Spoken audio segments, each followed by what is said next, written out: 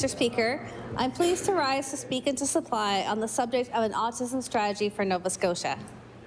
We are far past time in the need for an autism strategy in this province, but at the same time, there is a lot of federal momentum that we can grab onto now if we act.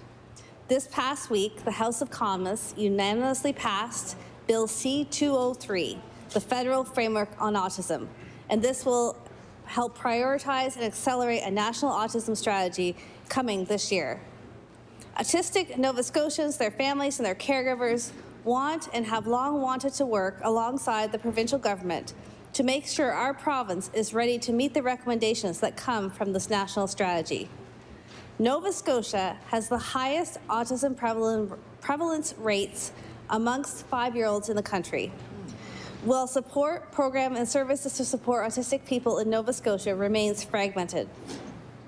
We are the only Atlantic province without a formal autism strategy, and the lack of this framework places us at a significant disadvantage to negotiate with the federal government when discussions between First Ministers begin. Autism is a neurodevelopmental condition that affects how information is processed in the brain. People on the autism spectrum are diverse and may have high or low support needs. However, the condition is present for life. For this reason, individuals need access to services across the lifespan based on their level of support needs. Autism prevalence has increased significantly over the past 2 decades, 1 in 2,500 in 2000 to 1 in 34 in 2022 for children aged 5 in Nova Scotia. With increased prevalence comes increased pressure to access critical support and services across the lifespan. If we know more, we need to act when we need to act better. Autistic children and adolescents rely on the school setting for the provision of the majority of supports and services until graduation. As such, if services are limited or unavailable in these settings, autistic children and adolescents may not receive necessary supports and services. How school boards use, how regional centers for education use funds to support autistic students' needs can vary considerably. Few provinces or territories offer specific guidelines to school boards on how funding should be spent, how to conduct needs assessments, or how to outline supportive programs, practices, or curricula for autistic students. And I will say that having supported my son Jason, who was in the chambers earlier today, through his school career, I will say that there was actually just sort of never a good fit. So we were never captured under specific learning plans. It was very hard to get an individual program plan in place because the needs were quite specific. We heard rumors of autism specialists, but I have to say I never met one. And frankly, the lack of those services really impacted his ability to obtain an education, and at times threatened his very right to education in this province. Yeah. Mental health conditions such as anxiety, depression, attentional difficulties, and behaviors that challenge are common amongst autistic students, and yet services can be scarce. And I've spoken to folks who've come to this House to talk about the need to support educational support workers fairly and equally, about the important work that they do, but they are not well enough supported or resourced. There is a need for specific services and supports for autistic people during times of school transition because of the greater uncertainty that comes with changes in roles or responsibilities, routines, and support structures. When supports and services are delayed, unavailable, or ineffectual, service providers in the educational context may struggle to meet the needs of autistic children and adolescents, despite legislative mandates. In these instances, just one second, need to find my next page. Oh my God. Students may experience school exclusion, such as disruptions or transitions out of mainstream or special education classrooms.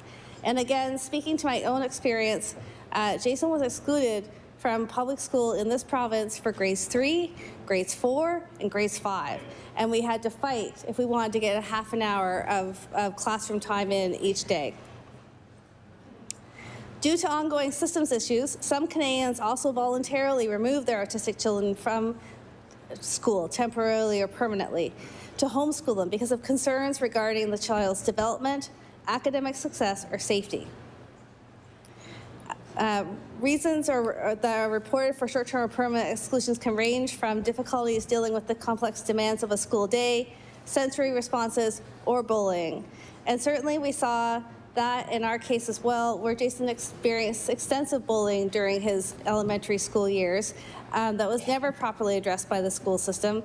And that continues to this day to really impact how he views group experiences and prepares for them. Other challenges faced by autistic students include a lack of autism education for those trained to be teachers or educational assistants, few opportunities for professional development regarding evidence-informed educational supports and teaching methods, limited access to necessary tools and resources to effectively support students, inadequate individual needs-based support, as I mentioned, reductions in educational funding, policy framed around the medical model of disability, and restrictive parent participation. And I think what I would say too is that a lot of the evidence-based programs that were being introduced into the public school system when Jason was there actually were counterindicative for folks with autism. So, so in fact, because of the lack of emphasis, the lack of knowledge, the lack of support, actually inappropriate behavioral supports were being recommended and probably made the situation worse. And I think, I think this government has invested into early childhood identification and intervention, which is certainly very important. But there's actually a whole other stream of autism diagnosis. So for folks with different types of support needs, perhaps folks who appear more independent and able to participate more broadly and easily without support.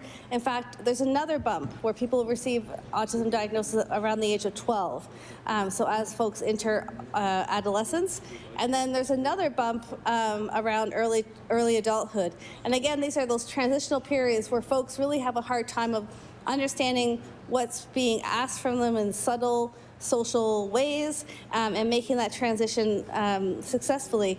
And the result is that we actually are losing folks who could be much more successful in higher education and in our workforce because we're not supporting them through these transitions. Publicly funded and locally available supports and services specifically for autistic adults are essentially non-existent across Canada. When unsupported, transitions are vulnerable times for autistic people and can lead to family and individual crises, an overutilization of urgent or emergency care, poor quality of life, and financial instability.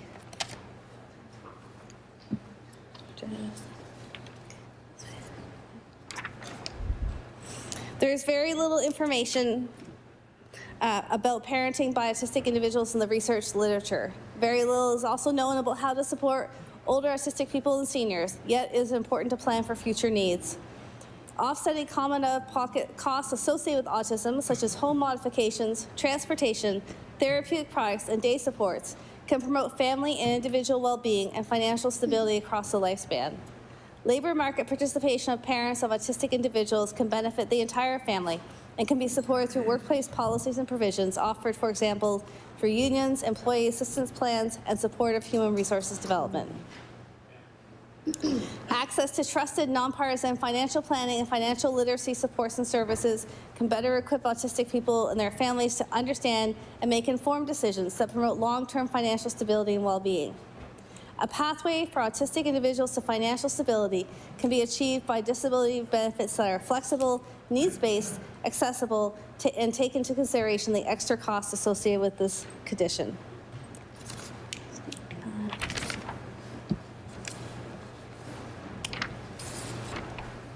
A provincial autism strategy would maximize current government investments and specifically identify remaining gaps and investments required for costing or reallocation of resources. It would also enhance cross-departmental collaboration and partnerships, properly leverage current policy networks and communities in the province, and enhance the well-being and health of autistic Nova Scotians and their families.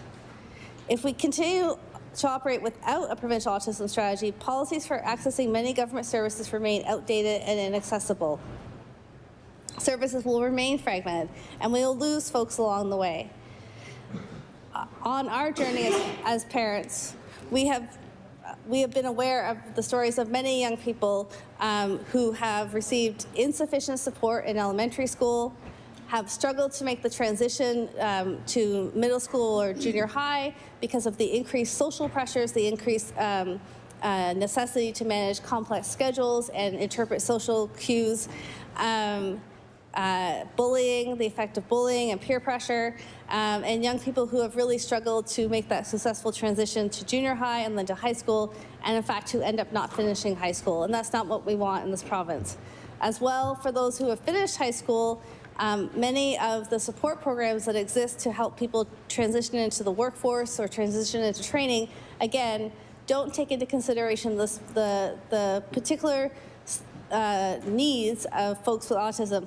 And in many cases, the adjustments would be slight. They'd be slight tweaks that would actually support the positive and successful participation of many folks. Simply put, continuing with the status quo will leave us further and further behind other Atlantic provinces and the rest of the country on addressing this policy issue, despite our high rate of prevalence that we know at the younger age group, but is also, of course, coming forward as these young people become adolescents, as they become adults. We need to recognize that time is of the essence, and we risk underestimating federal support required, and that could be taken advantage of when negotiating around the National Autism Strategy. The implementation of a provincial strategy would build an integrated and sustainable service system across the lifespan and position the province favorably for negotiations with the federal government. Last, but certainly not least, it would let us join other Atlantic provinces in having a strategy or framework to address this complex policy issue and make life better for folks with autism and their families in our province. Thank you.